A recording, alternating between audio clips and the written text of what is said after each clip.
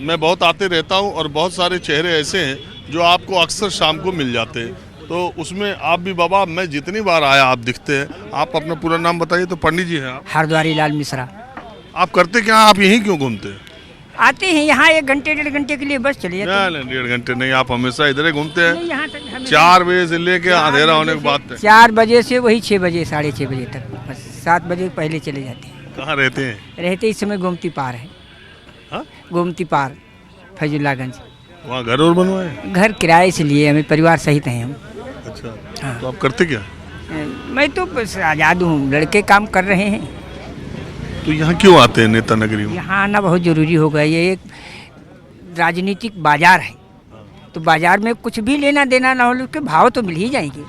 भाव लेने आते हैं रोज? भाव लेना जरूरी है। तो इस समय आपको भाव क्या समझ में आ रहा है? इस समय देश में बड़ी उठापटक की स्थिति चल रही है। ये तो आप 5 साल से जब से हम आते हैं हमेशा कहते हैं। उठापटक की स्थिति में ये निश्चित है कि अब एक पक्षपात, छलदम्ब, द्वेष, ये सब की सीमा जो है वो अब पार करते और ज़्यादा स्पीड बढ़ गई है। और जब स्पीड हाई स्पीड हो जाती है तो कोई न कोई दुर्घटना बनती जरूर है। मैं सोच की दिशा को देखता हूँ, किस व्यक्ति की सोच की दिशा क्या है और उसमें कितनी गति है। अच्छा, एक बात बताइए, ये जो राजनीति है ये भी एक नशा, एक बीमारी है कि नहीं? नशा की बात हमें नहीं है, न राजनीति के कुछ रहे। मैं तो एकदम परम वैराग्य में स्थित हूँ। बैराग में हो तो यहाँ क्या आते हैं? नहीं, कारण है देश और धर्म, 2 चीज़ें। तो धर्म पर तो देश आगे बढ़ ही रहा है। धर्म पर देश नहीं आगे बढ़ रहा, धर्म के बिल्कुल विपरीत जा रहा। धर्म का नाटक कर रहा है। इतना बड़ा राम मंदिर बन रहा है। राम मंदिर भी एक पार्टी का हो गया। मैं 10 साल अयोध्या रहा, 92 से 2003 तक, तो मैं सारी स्थिति जानती हूँ। सब अयोध्या के जानते हैं, संत महंत जितने धर्माचार्य सब के सब जानते हैं। आचार्य जगदाचार्य शंकराचार्य में सब जगह मेरी जानकारी। तो मंदिर के उद्घाटन में जा रहे हैं? मंदिर, हाँ, वहाँ तो जाएंगे। भगवान से तो मेरा टूट रिश्ता है, उसमें कौन सी बात। इसीलिए अयोध्या में मैंने चुनौती दी 10 साल रह करके कि मेरे मौजूदगी में रहते हुए अगर आतंकवादी कार्रवाई हो जाए तो मेरा रहने क्या करता, तो फिर क्या रहा। 14 किलो RDX रेलवे स्टेशन पर, और क्यों 15 मिनट पहले क्या हो गया? हनुमानगढ़ी पर बम आया, कहाँ से क्यों चला गया? मैंने कहा तू सफल कर लो मेरे रहते हुए। ये तुम मानो कि पकड़ जो है उसमें छल कपट पार कर लोगे, और जहाँ ईश्वर क्या है देश का राजनीति का मिजाज? राजनीति का मिजाज धर्म का एक नाटक ढोंगा। और आपसे इतना बता ही देता हूँ एक मुख्य बिंदु, कि अब नकली और असली धर्म के 2 स्वरूप सामने आएंगे। नकली स्वरूप क्या है इसका और असली स्वरूप है क्या? बाबा, आपका क्या कहना है? किस बिंदु पर सर?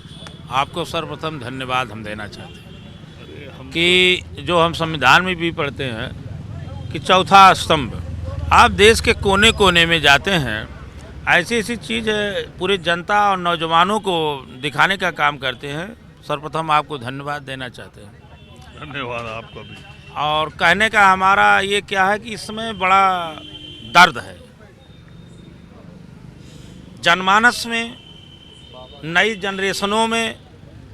जिस तरह से ये धर्म के नाम पे उन्माद पैदा किया जा रहा है कि मात्र सत्ता के लिए हम कुछ भी करने के लिए तैयार हैं। ये भारत जगत गुरु रहा, तो अब तो और गुरु, विश्व गुरु बन रहा। जगत गुरु पहले था, उसको शब्द बदल के विश्व गुरु कह रहे हैं।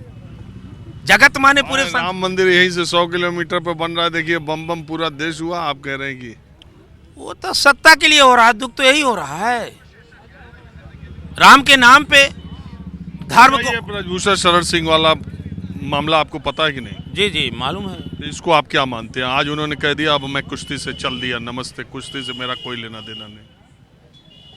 वो कहाँ की है जब रद्द करने के बाद उनका बयान आ रहा है। ये तो दुर्भाग्यपूर्ण है। ये भी तो दुर्भाग्यपूर्ण है जो राष्ट्रीय रेसलर हो, विश्व में भारत का नाम इस तरह से रोशन करता हो, अगर वो उसका अब हम मान लेते हैं कि पहलवानों का बयान ही गलत था, आरोप गलत है, तो हमारे नेतृत्व को, हमारी सरकार को इस तरह से 2 कदम चले जाइए, उससे पूछ लीजिए, पीठ थपथपा दीजिए। आप राम के पद चिन्हों पर चलने वाले हैं और महिला का इस तरह का अपमान हो रहा है तो उसे भी संतुष्ट करिए। ये होना चाहिए।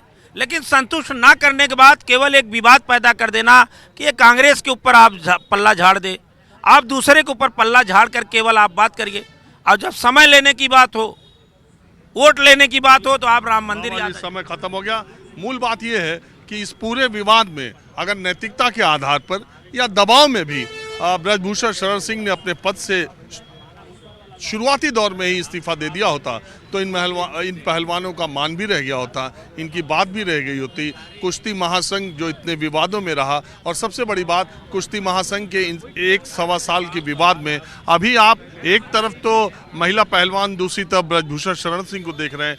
न जाने कितने इस देश के नवोदित पहलवानों के भविष्य पर एक अंधकार में उनका भविष्य दिखाई दे रहा है। न जाने भारत की कुश्ती की दशा और दिशा अब आगे क्या होगी, और उन पहलवानों का क्या होगा जो अंडर 15 और अंडर 20 के ट्रायल के लिए, नेशनल्स के लिए तैयारी कर रहे थे। और ये अगर अंतर्राष्ट्रीय जो जिस तरीके से मान्यता इस संघ को अभी तक नहीं मिली है, चुनाव की वजह से नहीं हुई थी, अब अगला चुनाव कब होगा, कब एडहॉक कमेटी बनाई जाएगी और कब फिर से ये कुश्ती भारत की सिरमौर होगी, ये देखने वाली बात होगी। कैमरामैन उमेश सिंह के साथ राजीव रंजन, न्यूज़ 24 लखनऊ।